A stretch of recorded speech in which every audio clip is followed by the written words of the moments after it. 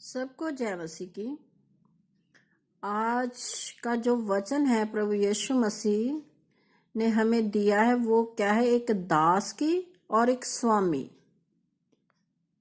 के ऊपर दिया गया है। दास कौन है? जो प्रभु की सेवा करते हैं। और स्वामी कौन है? हमारा प्रभु यीशु मसीह। तो हमें परमेश्वर की सेवा कैसे करनी चाहिए? चाहे आप दुनियावी चीज को ले लो कि कोई भी अफसर है या कोई भी, मान लीजिए कोई स्वामी है आपके ऊपर जो आपको काम काज देता है और आप उसके दास हो, तो आपको क्या करना है? अपने स्वामी का आदर करना है और अपने स्वामी की आज्ञा को पूरा करना है। जैसे प्रभु के दास प्रभु की आज्ञा को पूरा करते हैं, वो अपने प्रभु यीशु मसीह को आदर मान देते हैं, वैसा ही परमेश्वर चाहता है कि जैसे हम प्रभु को आदर मान देते हैं, हम प्रभु को अपना स्वामी मानते हैं, परमेश्वर मानते हैं, क्योंकि वो हमें जीवन, श्वास सब कुछ देता है। वो हमारी सारी ज़रूरतों को पूरा करता है। जैसे मान लीजिए एक दुनियावी एग्जाम्पल है कि आप जिसके पास काम करते हो तो वो आपको उस काम करने की क्या है, सैलरी देता है, जो उसने नियुक्त की होती है कि मैं इसे इतनी सैलरी दूंगा। तो वो क्या है, इंसान ईमानदारी के साथ उसके साथ काम करता है। अगर वो इंसान ये समझे कि मेरा जो स्वामी है, जो मुझे देता है, वो कम है, तो मैं क्या करूं, बेईमानी करूं, तो ये गलत है। परमेश्वर इसकी आज्ञा हमें नहीं देता।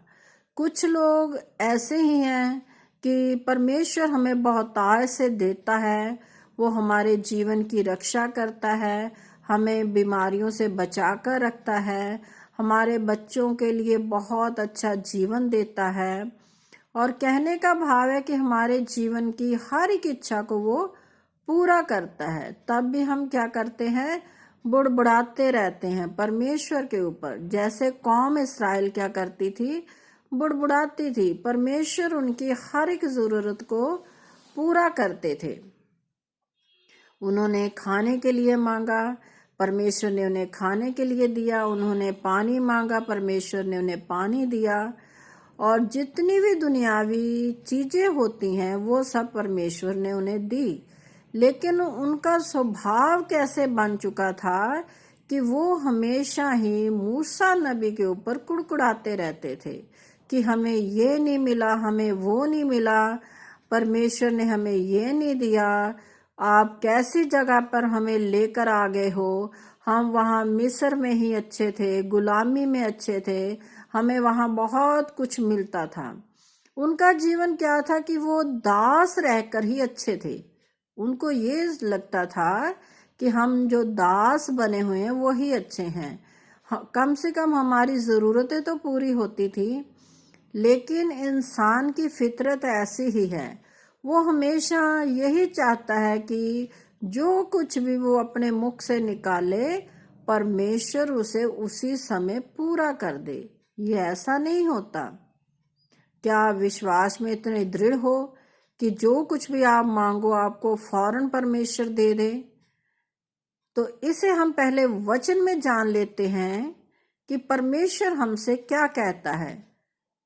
जो स्वामी हैं और जो दास हैं, उनके लिए परमेश्वर का ये वचन है। तो इसे हम पढ़ते हैं। इफिसियों की पत्री है, उसका 6 अध्याय की 6 आयत। पहले हम 5 से ही शुरू कर लेते हैं कि क्या लिखा हुआ है। हे दासो, जो लोग इस संसार में तुम्हारे स्वामी हैं, अपने मन की सिधाई से डरते और कांपते हुए जैसे मसीह की, वैसे ही उनकी भी आज्ञा मानो। तो यहाँ पर एक संसारिक उदाहरण दी गई है कि जैसे तुम प्रभु का भय मानते हो, प्रभु की आज्ञाओं पर चलते हो, तो वैसे ही संसार में जो तुम्हारे स्वामी हैं, जो तुम्हारे अधिकारी हैं, जिनका अधिकार तुम पर है, उनकी भी आज्ञा माना करो। ये परमेश्वर कह रहे हैं। और इफिसियों की पत्री में ऐसा ही लिखा हुआ है कि तुमने क्या करना है, वैसा ही करना है, उनके अधीन रहना है। जो कुछ भी वो कहें, जो काम आपको करने के लिए दिए, उस काम को करना है आपने। जैसे प्रभु के दास काम करते हैं, उसके वचन को फैलाते हैं, चाहे कितनी भी मुश्किल परेशानी क्यों ना आ जाए, लेकिन वो कभी पीछे नहीं हटते। इसी प्रकार जो दुनियावी इंसान है, जो दुनियावी अधिकारी आपके ऊपर है, तो परमेश्वर का वचन हमें सिखाता है कि हमें उनके भी अधीन रहना चाहिए। आगे क्या, मनुष्य को प्रसन्न करने वालों के समान दिखाने के लिए सेवा ना करो, पर मसीह के दासों के समान मन से परमेश्वर की इच्छा पर चलो। तो यहाँ लिखा है मनुष्य को दिखाने के लिए। बहुत से लोग ऐसा ही काम करते हैं कि मनुष्य को दिखाने के लिए वो बहुत अच्छे अच्छे काम करते हैं, जबकि उनका जीवन वैसा नहीं होता। कहने का भाव है कि वो अपना जो उसका अधिकारी होता है उसको खुश करने के लिए, प्रसन्न करने के लिए उनकी क्या है, चापलूसी करते हैं। जो बातें अच्छी नहीं होती, ऐसी अच्छी अच्छी बातें अपने मुख से निकालते हैं, ताकि उनका जो स्वामी है उनकी बातों से क्या है, प्रसन्न हो जाए और वो उसे एक अच्छा जीवन देने के लिए सोचे मन में कि मेरा जो दास है वो मेरी बड़ाई कर रहा है, मेरी प्रशंसा कर रहा है, तो मैं इसे क्या है, कोई गिफ्ट दे दूं या इसको तरक्की दे दूं। परमेश्वर कहता है ऐसी प्रसन्न करने वाली बातें, ऐसी झूठी बातें आपने उनके साथ नहीं करनी। जैसे कि बहुत से दासों का जीवन भी ऐसा ही है कि वो प्रभु की भी सेवा कर रहे हैं, लेकिन उनका जीवन अच्छा नहीं है। वो क्या कर रहे हैं, झूठ का जीवन बिता रहे हैं। लोगों को दिखाने के लिए उनका जीवन कुछ और होता है और अपने घर में उनका जीवन कुछ और होता है। परमेश्वर ऐसा नहीं चाहते। परमेश्वर हमें एक दर्पण देते हैं, जो बाइबल है वो हमारा क्या है, हमारे जीवन के लिए एक दर्पण है, एक आईना है, जिसे हम शीशा बोल देते हैं। वो उसमें हम अपने आप को देखते हैं, तो हमारे क्या है, जो हमारी बॉडी पर अवगुण है, जो कुछ भी हमें है, वो हम क्या है उसमें अपने आप को देखते हैं कि हम कैसे हैं, कि हमारे बॉडी में कुछ है तो नहीं, हमारे अंदर कोई गुनाह तो नहीं है। तो वो क्या है, बाइबल हमें सिखाती है। जब हम बाइबल को पढ़ते हैं तब, यूं ही नहीं।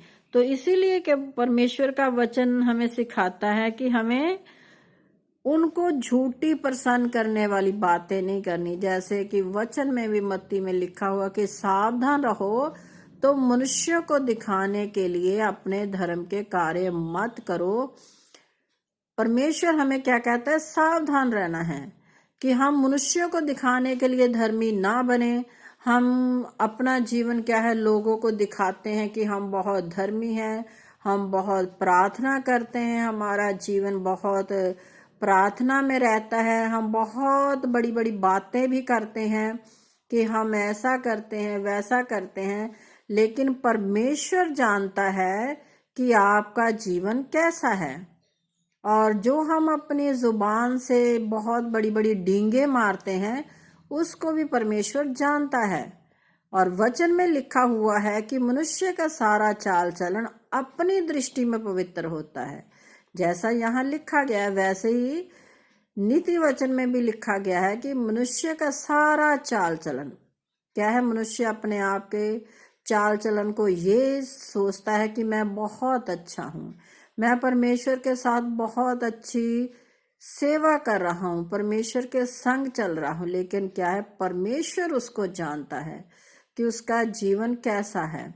इसलिए परमेश्वर ने कहा कि सावधान रहो कि तुम मनुष्यों को दिखाने के लिए अपने धर्म के कार्य मत करो। तो आगे क्या लिखा हुआ है, और उस सेवा को मनुष्यों की नहीं परंतु प्रभु की जानकर सच्चे हृदय से करो।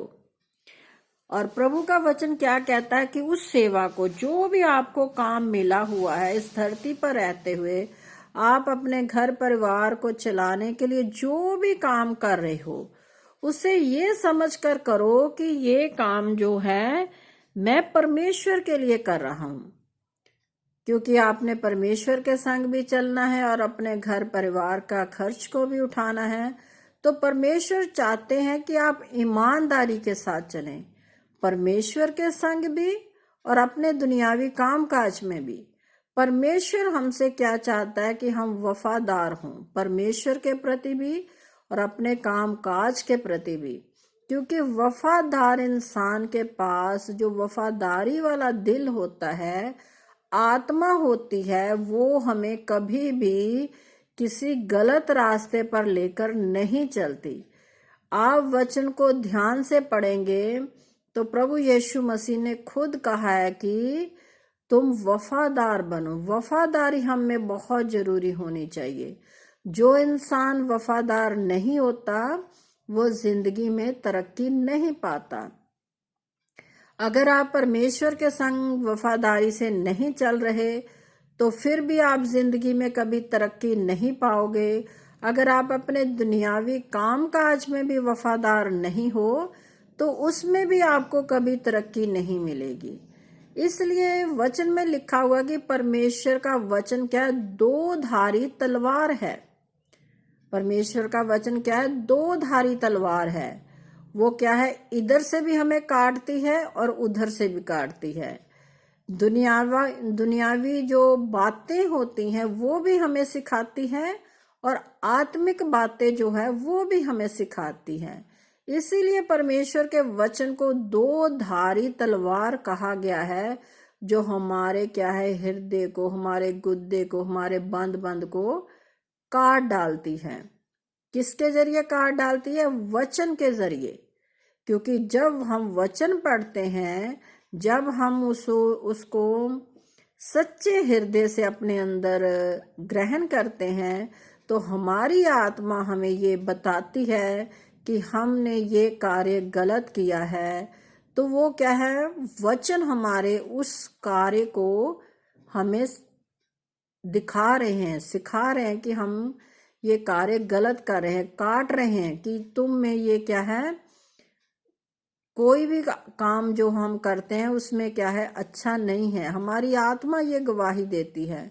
बहुत बार ऐसा ही होता है कि हम किसी कार्य को क्या है, एक ये दुनियावी एग्जाम्पल है कि हम किसी के साथ क्या है, बुरा कर रहे हैं और हम सोच रहे हैं कि उस इंसान को भी नहीं पता और परमेश्वर को भी नहीं पता। लेकिन क्या है, वचन में लिखा हुआ कि हम अपने आप को और परमेश्वर को और उस इंसान को भी क्या है, धोखा दे रहे हैं। और धोखा देने वाला इंसान परमेश्वर को बिल्कुल भी पसंद नहीं है, क्योंकि धोखे के द्वारा हम जो रोटी खाते हैं, वचन में भी लिखा हुआ है कि जो इंसान चोरी की रोटी खाता है, वचन में आप पढ़ सकते हैं, नीति वचन में लिखा हुआ है कि चोरी की रोटी मीठी तो लगती है लेकिन बाद में उसका मुंह क्या है, कंकरों से भर जाता है। और हम एक भजन भी गाते हैं कि चोरी की रोटी हमें नहीं खानी चाहिए। कहने का भाव है कि परमेश्वर हमें क्या कहते हैं कि हमें वफादार रहना है, हमें चोरी नहीं करनी, हमें क्या किसी के साथ ठगी नहीं करनी, अपनी ईमानदारी के साथ हमने क्या है, अपने जीवन की रोटी को प्राप्त करना है। परमेश्वर का वचन भी क्या है, हमारे हम वचन में पढ़ते हैं कि प्रभु यीशु मसीह को हम क्या कहते हैं, वो हमारे जीवन की ज्योति है, वो हमारे जीवन का जल है, वो हमारे जीवन की रोटी है। तो हमें वो रोटी को कैसे खाना है? पवित्रता के साथ, वफादारी के साथ, धोखे से नहीं। अगर आप मन में सोचोगे कि मैं तो परमेश्वर की रोटी को खा रहा हूँ, लेकिन आप बेशक इस बात को नहीं जानते, लेकिन परमेश्वर जानता है कि आप क्या है, धोखे की रोटी खा रहे हो। लोगों को क्या है, कहने का भाव जैसे कहते हैं बुद्धू बना रहे हो, लोगों को ये जता रहे हो कि मैं बहुत अच्छा इंसान हूँ, लेकिन परमेश्वर जानता है आपकी आत्मा को, आपके चाल चलन को, आपकी हर एक उस बात को जो आपके हृदय में गड़ी हुई है। क्योंकि वचन में लिखा है कि परमेश्वर हमारे मन से बड़ा है, उसे सब कुछ पता है कि हमारे मन में क्या चल रहा है।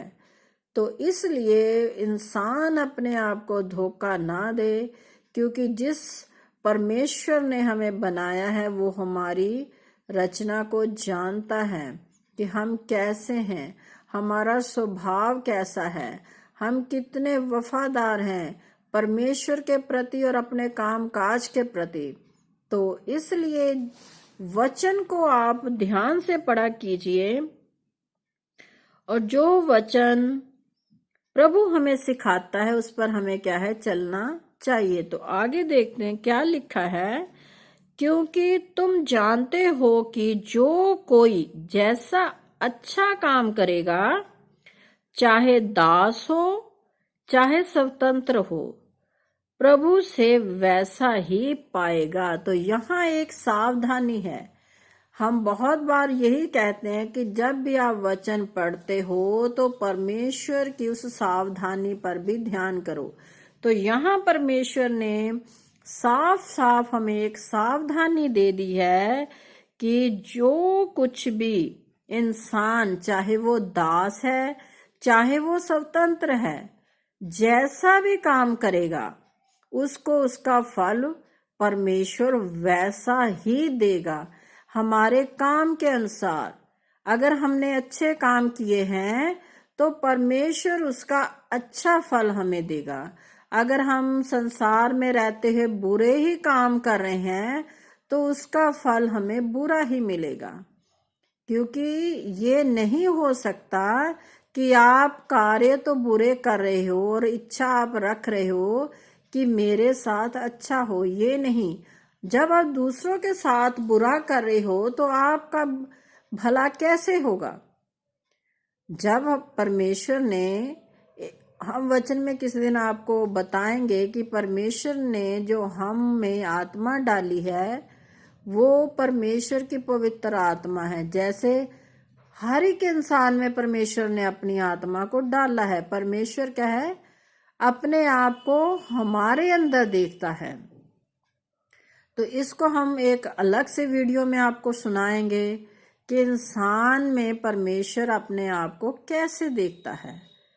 तो सबको जय मसीह की। अगर आपको ये मेरा वचन का वीडियो जो प्रभु यीशु मसीह की अगुवाई में मुझे मिलता है, मैं आप तक पहुंचाती हूँ, उसको आप सुनिए, उस पर चलिए, वचन को पढ़िए। हम बार बार कहते हैं जो भी हम वचन सुनाएं या कोई दूसरा प्रभु का सेवक आपको वचन सुनाए तो उसे पवित्र शास्त्र बाइबल में जरूर पढ़िए। इससे क्या होगा कि आपको पता भी चल जाएगा कि ऐसा ही वचन में लिखा हुआ है, और इससे एक और फायदा हो जाएगा कि आपने पवित्र शास्त्र वचन को अपनी आंखों से देखा, पढ़ा और सुना। तो सबको जय मसीह की।